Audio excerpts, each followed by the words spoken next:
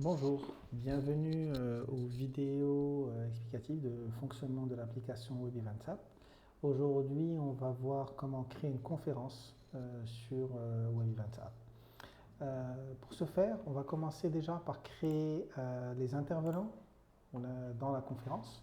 Donc là, on a une liste d'intervenants qui existe déjà, mais on va créer un intervenant. Supposons que l'intervenant s'appelle Madame Estelle.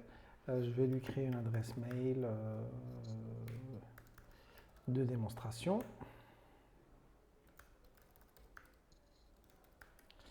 Et je vais dire que donc elle travaille chez Web Events et qu'elle a un poste de responsable.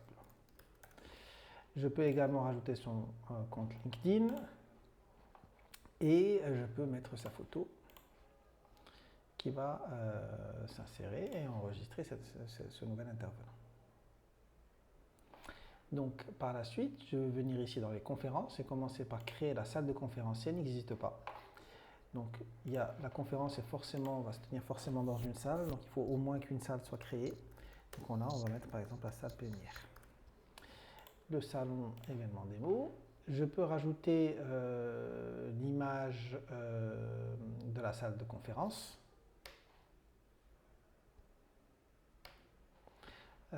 Si je le souhaite, mais pour le moment je ne vais pas le faire. Donc maintenant que j'ai rajouté ma salle, je peux aller créer mes conférences. Mais avant de créer les conférences, nous pouvons déjà créer des tags. Donc ce sont des mots-clés qui vont faciliter la recherche dans les conférences. Donc là, il y a un certain nombre de mots-clés qui sont déjà créés, mais on peut en créer facilement autant de mots-clés qu'on veut. Supposons que c'est, je ne sais pas, sur l'informatique. Je peux créer ce mot-clé sur l'informatique. Après, je peux venir ici créer ma conférence. Donc je peux mettre ici introduction, par exemple, en informatique. C'est dans mon événement de démonstration. Là, la date de début de la conférence est forcément comprise entre les dates de début et de fin de l'événement. Donc je vais sélectionner ici la date par exemple et je vais dire que cette conférence va démarrer à 10 heures et qu'elle va durer disons jusqu'à 11 heures. Vous voyez ici que je ne peux pas sélectionner, la conférence doit forcément se passer dans la même journée. Donc ça c'est une information importante. Ici on peut rentrer une description. Donc je vais juste pour l'exemple mettre description répétée un certain nombre de fois. Et je vais pouvoir sélectionner le ou les intervenants. Donc supposons que j'ai cet intervenant-là et j'ai mon Estelle que je vais pouvoir sélectionner parmi ma liste d'intervenants.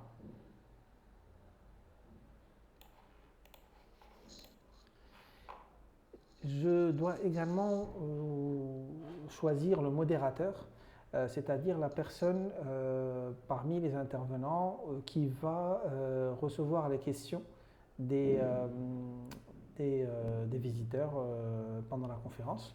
Donc là, par exemple, je peux dire que c'est Estelle qui va être le modérateur de cette conférence. Ici, je peux choisir la salle. Pour l'instant, il y a une seule salle qui est créée, mais on peut imaginer qu'il y en ait plusieurs. Je peux choisir le ou les mots-clés. Bon, supposons que c'est en informatique et c'est en stratégie. Et ici, je peux créer en fait le type de conférence. Alors, il y a trois types principaux. Donc, ce qu'on appelle du Zoom interne, c'est qu'on a une connexion avec Zoom. Donc, si vous utilisez cette connexion, vous pouvez créer votre conférence directement sur ce back-office et elle se créera en parallèle sur le compte Zoom qui est associé. Donc, il y a deux types de comptes Zoom qu'on peut associer. Donc, on peut associer un compte Zoom conférence ou un compte Zoom webinaire. D'accord. Donc si c'est un compte Zoom conférence, il n'y a pas d'autres paramètres à rajouter. Si c'est un compte Zoom webinaire, à ce moment-là, il faut décider est-ce que c'est est-ce que c'est ouvert, est-ce que c'est une inscription sans validation, est-ce que c'est une inscription avec validation, Est-ce qu'on active l'enregistrement automatique de la conférence? Et si oui, est-ce qu'on l'enregistre sur le PC du modérateur ou sur le compte Zoom directement? On peut choisir ici, est-ce que l'horaire qui est affiché là, est-ce que c'est l'horaire Europe-Paris, Afrique-Casablanca? Parce que c'est pour l'instant les deux qui ont été paramétrés sur le compte Zoom associé. Donc, on va rester par exemple sur ça et on va pouvoir rajouter donc une image de représentation. Supposons qu'on va prendre la même photo de la conférencière principale. Ici, le système va me donner la possibilité de prendre les bonnes dimensions. L'image en fait doit s'afficher sous ce format-là. Et donc ici, on va pouvoir personnaliser l'image en question. J'enregistre.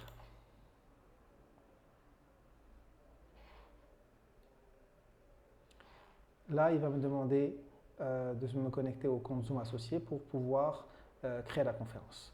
Alors pour l'exemple, je ne vais pas aller sur ce Zoom interne.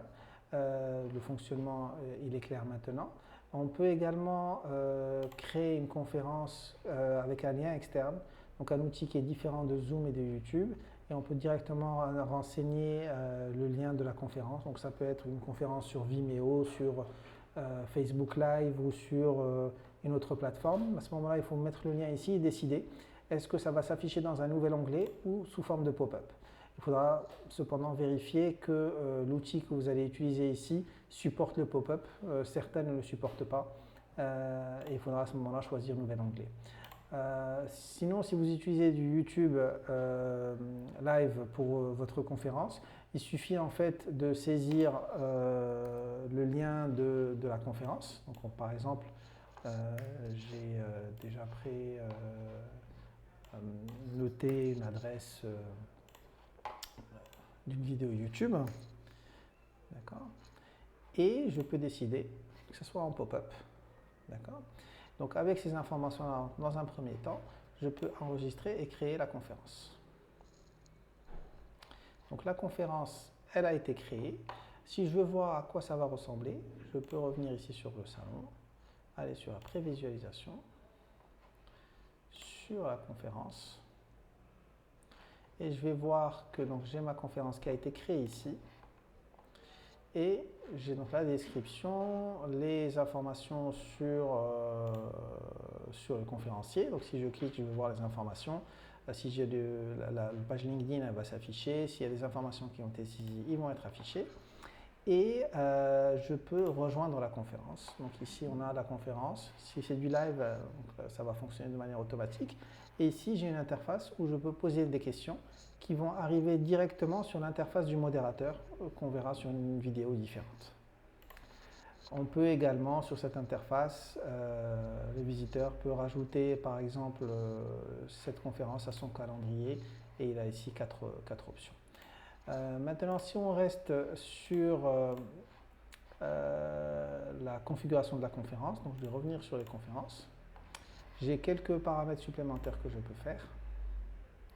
Donc ici, je peux activer la rediffusion après la conférence.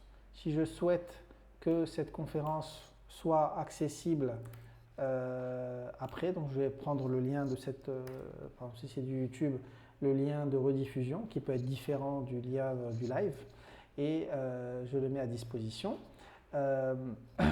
Et je peux aussi décider que cette conférence a une capacité maximale de personnes, par exemple de 100 ou 200 personnes, si je le souhaite. C'est surtout le cas quand c'est des conférences en Zoom et que j'ai des ateliers de travail avec pas beaucoup de personnes, donc je peux limiter ici le nombre de personnes. Information importante en fait sur le site, le lien pour visualiser la conférence, il est actif le jour de la conférence. Le lendemain de la conférence, le lien n'est plus actif. Et donc, si vous voulez que les personnes puissent continuer à regarder les vidéos si elle a été enregistrée, il faut obligatoirement activer la rediffusion parce que ça sera le seul bouton qui sera accessible. Donc voilà, et donc je peux enregistrer cette modification. Et si je reviens ici, je vais pouvoir voir un bouton de rediffusion. Alors, il faut que je vide le cache quand je fais cette opération-là. Et je vais pouvoir visualiser la rediffusion. Le bouton de rediffusion va être disponible et je peux voir la conférence en question. Donc voilà, c'était rapidement donc, les principales fonctionnalités par rapport aux conférences. Peut-être dernier point, quand on est sur la liste des conférences, les tags qu'on a rajoutés, ben, on peut ici venir et chercher par tag. Et donc s'il y a de nombreuses conférences dans le programme, je peux aller chercher directement par mots-clés. Donc c'est l'intérêt des mots-clés. Voilà.